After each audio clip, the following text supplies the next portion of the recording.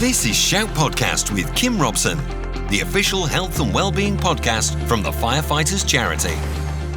Hi, and welcome to episode 1 of series 2 of the Shout podcast. We're thrilled that you're joining us again. This time around, we're going to be focusing on health and well-being in our brand new series. Each episode will take a close look at a specific topic or issue. We'll be speaking to experts and hearing from beneficiaries who've been affected and supported by the Firefighters Charity. Our aim is to make sure you come away from each episode with at least one "I might just try that" moment. Throughout the series, we're also going to have a very special Shout Podcast Plus. This is additional content for you between the regular episodes. We'll go into a bit more depth or shine a light on other things going on across the charity. So we're really thrilled that you're joining us for series 2 of the Shout Podcast. You're listening to Shout Podcast from the Firefighters Charity. So now we know what series 2 is all about. Let's get episode 1 underway. Throughout February and March, the Firefighters Charity has been promoting the benefits of living a healthy lifestyle. So we're going to take a closer look at some of the simple things we can all do to live healthier. We'll be hearing from firefighter Paul Bainbridge about the link he's found between his physical health and his mental health.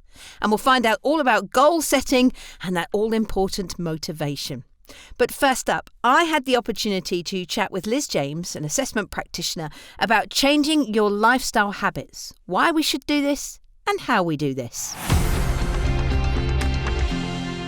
I'm Elizabeth James and I'm one of the assessment practitioners in the Firefighters Charity. So we're particularly looking at the moment at health and well-being, and you, Liz, have written a brilliant article which can be found on the Firefighters Charity website, and I'll give the details for that a little bit later, all about breaking the habit, and this is definitely something that we can all learn from. So how we go about changing our lifestyle habits, but why do we need to do that? We all have different reasons for wanting to do that, I think. So for some of us, they will be around very personal things about wanting to be around for our children or our grandchildren, perhaps having a bit more energy to spend with them.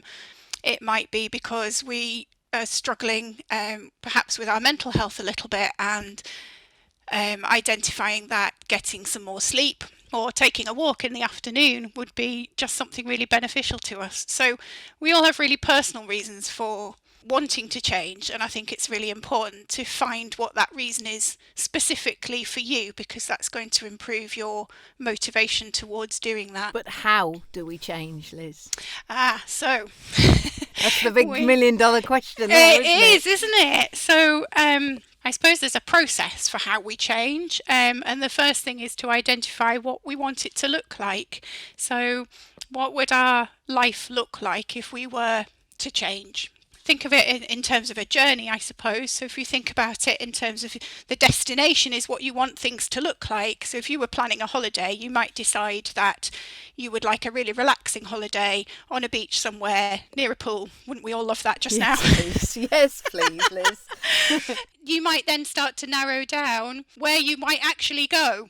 And that's the process of, I suppose, the how. And we do the same when we're looking at change. So we would look at breaking that down into the journey planning, if you like, and build up a route map, which is essentially a series of little goals, little targets to aim for that are going to get you to that bigger picture.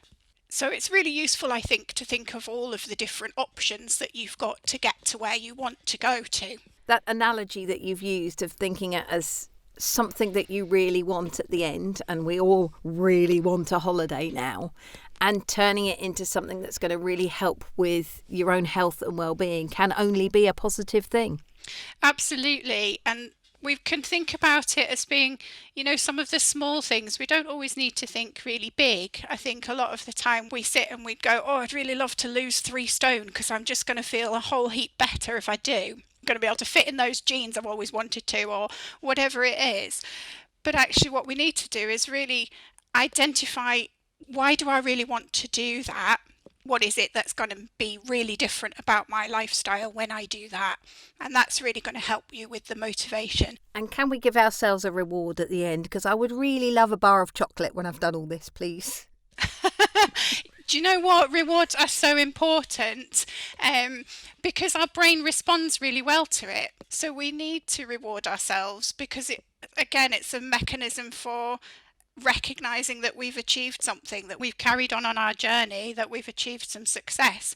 So they're a little bit like the pit stops. And yeah, you're right. If you want to lose 3 stone, rewarding yourself with a bar of chocolate's not maybe the best thing to do, but think about how else you might do that. So whether that's a big hug with somebody that you love, or a walk around the park where you stop and you recognize the trees starting to blossom, or things like that just really help to improve your mood and your lifestyle, really. We've covered the why, we've done the how, and now we know we can get a reward at the end. With the sun starting to come out and the world looking like it's going to be a happier place as we head into summer, I think we can do this, can't we, Liz? Absolutely, you can, and it's, as I say, start small, think about the little changes.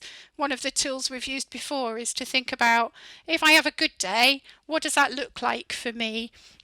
What things can I do each day that help me towards more of those good days and fewer of those bad days? And absolutely, we can all do it. It's really hard at the moment, but the more we can engage with those things, the better our well-being will be. You're listening to Shout Podcast from the Firefighters Charity. That's Liz James, assessment practitioner, helping us get an idea about why and how we can change our lifestyle habits. Now, lockdown's been tough for all of us, and we might have had ideas about different fundraising events, different things we wanted to do that would help us with our specific health and well-being. And perhaps those didn't quite go as planned. Well, firefighter Paul Bainbridge had an idea of some really great things he was going to do throughout 2020. But of course, the pandemic changed all that. Paul Bainbridge, and I'm a firefighter at Red Watch at County Durham. And Paul, tell me a little bit about this challenge that you're undertaking literally as we speak. Yeah, so from the 1st of April 2020, I decided to do a running challenge where I will run at least 3 miles every day for 365 days a year. The reason I did this challenge, because of lockdown, a lot of events that I was involved in, the Great North Run, a Tough Mudder Challenge, a Strong Arm Challenge, were cancelled because of COVID. So I just thought, what could I do to keep raising money for the 2 charities that I'm doing it for? And at the time, you were only allowed to exercise for 1 hour a day. So I thought, well, I could do at least 3 miles in a day in an hour. 3 miles is quite a long way. It scares me. But to do it every single day. So you've not missed a single day yet? Yeah, I definitely haven't missed every single day. And it's all recorded on my Strava. The only things I have done, obviously, when I'm on shift at the fire station, I've ran the 3 miles on a treadmill. And how have your colleagues been supporting you whilst you're doing this? Yeah, they've been very supportive. There's times where they've obviously joined us in the gym when restrictions were relaxed and you could could exercise up to 6 people. I've ran with various different watches throughout the county, so that was good to get them involved. My colleagues have been really supportive of us, and every time I bump into work colleagues, it's like, "Hiya, Paul." It's the first thing they ask us if they haven't seen us for a while. Like, how's your running? If I go to different fire stations, detached, or we'll go to training school on training courses, it seems to be the topic of conversation, me running challenge. I bet it is. It's because you're doing such a great thing. So what sort of impact do you think it's having on your mental health, firstly? Yeah, I think because of lockdown and COVID, I think every person's suffered at some time with the mental health.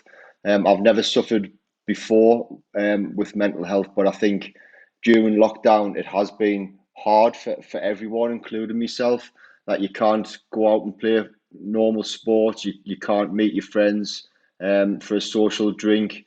You can't just go to the shops. Everything's shut down. So this run challenge has really given me a focus on at least getting out for one period of exercise a day.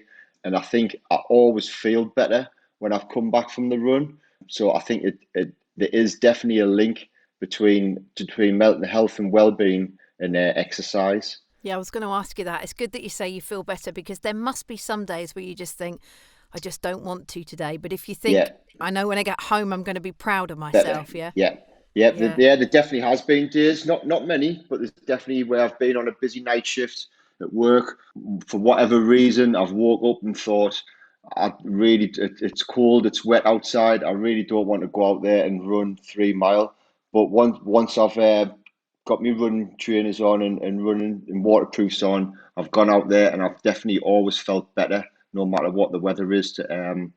When I've finished me exercise, we run. You obviously like doing a bit of fundraising then, Paul. So who are you Yes, fundraising for? I'm fundraising for two charities, the Firefighters charity and a charity called If You Care Share, which is a charity based in the Northeast who supports people that's affected by suicide, families that's affected by suicide, and also supports people that are having mental health issues and having suicide thoughts. You set yourself a target and you've exceeded that, haven't you? I have, yeah. I set myself a target of £2,000, and I'm now close to £3,500. And this last month, I'm hoping obviously to add to that, because people I have spoke to, friends, colleagues, have said, I haven't sponsored you because I wanted to make sure you did it before I sponsored. Before I wasn't going to sponsor you the first run you did, if you know what I mean. So now you come to the end, I will sponsor you. So I'm confident I will add to that, and I'm hoping to at least get the £5,000 for both the charities. That's amazing. And you're so close to the end now. Are you looking forward to it ending? Yes. I love your honesty. That's a simple answer. Paul, you're absolutely brilliant. I think you've done an amazing thing, and just keep going those last few miles. Well done. Yep, thank you. You're listening to Shout Podcast from the Firefighters Charity. Details of Paul's fundraising page so that you can make a donation are in the podcast notes and on the Shout Podcast page of the Firefighters Charity website. So has Paul's challenge given you an idea, but you need a little bit of motivation? Let's see if we can help. We are talking about goal setting and motivation, particularly when we have had a year pretty much of really struggling to get ourselves motivated in what has been a very difficult time. So just, if someone comes to you and says, really, I can't do this, where do we start, Kirsty? It's really tough. I think first and foremost, you've got to have a conversation with the individual to understand why they feel like they can't do it, because mindset is so paramount and important. The main way to set goals, if you start off with SMART goals, you have specific, measurable, attainable, relevant and time scale. So it's just making sure that if you want to run 5k, you know that you want to run a 5k, you want to make sure that you've got the distance, you've then got the ability to be able to do it because I'm not injured and I know that I can run, and it's relevant to me because I enjoy running and I like being outside, and I'm going to achieve it in 3 months' time. The second one is to make sure that it's a positive goal for you. So, for example, if you want to lose weight and a lot of your energy and your words are around, well, I'm unhealthy, I look big, I don't like how I look in my clothes, that's all very negative. So it's just adapting that to saying, well, I want to feel good about myself. I want to love the way that I look in clothes, and I want to feel fit, and I want to be healthy, and I want to eat good, healthy food. So that's the second one, putting a positive spin on it. The third one is write it down. And this is one that people always forget about, but there is a physiological shift that happens within us when we write things down on paper because it becomes serious. And put it somewhere that you can see every day so that you feel motivated and inspired and think, what can I do that day to achieve that goal? And then the final one is consistency, which is about repetition, doing it daily. Even though you have a tough day, even though you fail, keep doing it, because the best people that are in their own league are the ones that do it every single day regardless. And on that really hard day where you're thinking, I can't do it today, it's raining and it's cold and I didn't sleep very well, that is the day when you do it. You'll look back at it in 2 weeks and go, I'm so proud of myself. That was the hardest day and I did it. I can do anything. Talking about the motivation in getting this done, and we look out the window, we've told ourselves that we're going to run at a distance, whatever that may be, each day to build up to, let's say, our 5K, but it's pouring with rain, but we still want to get out. Is it okay to adapt what we're doing and perhaps just take a walk that day? Yeah, of course. It's all about adapting not only the timescales, but adapting your program and reviewing it, because you're going to feel better if you get up in the morning and you've been so motivated for the last 2 weeks and you've gone, I've woken up every morning and I've done my fitness, and then this is my running day, and you look outside and you go, it's raining. And that's where you're in a great mindset to go, okay, what can I do instead? That's my thing. You need to be flexible with things. Is there anything that we can do if we do hit a bit of a roadblock? Let's say perhaps we get poorly or work gets in the way and something stops us. How can we bring back that motivation? There are no cheats with goal setting, because we've all achieved things in our life before and we know exactly how we did it. But it's just being flexible. So in your example, you've been really ill the last week. You then go, okay, well, I've been ill this week and I understand that I've been ill this week, but that doesn't mean my goal and my dreams are now unachievable. It means that I might need to create a little bit of a longer time frame that this happens in. And when I feel better, I'm going to do X, Y, and Z. So sort of putting the energy out there that you're going to keep doing it. Your goal is still in sight, but it might be delayed a little bit, and that's okay. The road to recovery isn't just a straight line. It sort of goes up a bit, it goes down a bit, you go left, you go right, and you've got to be willing to travel that road. How important is goal setting and motivation to our health and well-being then, Kirsty? Absolutely important. It's one of the most important things. If you don't have a clear idea of where you're going, you're not going to understand the improvements that you've made, and you're also not going to understand how you're going to get there and how you're going to reach those goals. The first thing that I do when I see a beneficiary is I ask them why they're at the centre or why they want to get better and what they want to achieve. Then they're emotionally invested. And then I go, right, how are we going to achieve that? These are the things that I know that are achievable in the time frame that we've got. What are you going to do to make that happen? It's without that clarity, you're not going to move anywhere. And if you do move, you're not going to be aware that you've moved. Don't know, sometimes I think you can look at it and think that is so scary, I can't do it. But the message really is you can do this. If your dreams don't scare you, they aren't big enough. It's one of my favourite quotes. Thanks to all of our guests on this episode 1 of series 2 of the Shout podcast. We've got links to the articles that were mentioned and the fundraising page, of course, for Paul on a dedicated page on our website. Just visit firefighters.charity.org.uk/shout podcast. As I mentioned earlier, we've also got something special coming this season. It's called the Shout Podcast Plus. New episodes in between each of our main podcasts. And the one that's dropping this week is for World Sleep Day. It'll feature a full relaxation session to help you drift off to sleep. Here's a little taster. Take a moment to make yourself comfortable. Rest your arms loosely by your sides and close your eyes. Take a long, slow, deep breath in. Hold for a moment. Then slowly exhale. You can get the full relaxation session on the Shout Podcast Plus episode coming later this week. You can make sure you don't miss any of the main podcast or Shout Podcast Plus episodes by subscribing via your usual platform. And don't forget to rate it as well.